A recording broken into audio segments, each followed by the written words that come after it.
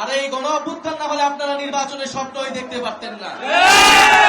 এই গণ অভ্যুত্থান না হলে যদি কোটা সংস্কার আন্দোলন থেকে আমরা এটাকে গণ অভ্যুত্থানের দিকে নিয়ে যেতাম, সরকার পতনের দিকে নিয়ে যেতাম, তাহলে এই শেখ হাসিনা সরকারের অধীনে আপনারা আরো 4 বছর অপেক্ষা করতেন।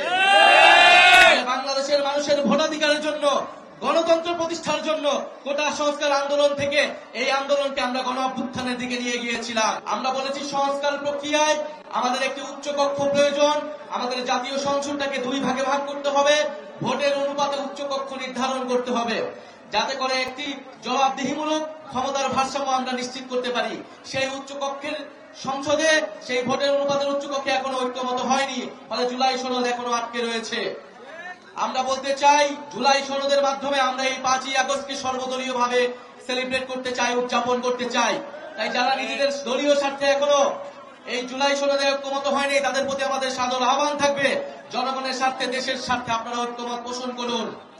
কারণ সংস্কারের জন্যই, পরিবর্তিত বাংলাদেশের জন্যই মানুষ রাজপথে নেমে এসেছিল, মানুষ জীবন দিয়েছিল আমার রিকশাওয়ালা ভাই, জীবন দিয়েছিল আমার গার্মেন্টস এর ভাই, জীবন দিয়েছিল আমাদের পথশিশুরা, জীবন দিয়েছিল আমাদের বোনের। ভিন্ন রাজনৈতিক দলেরা কথা বলতে পারেনি, জামালপুরে ভিন্ন মত পোষণের কোন সুযোগ ছিল না।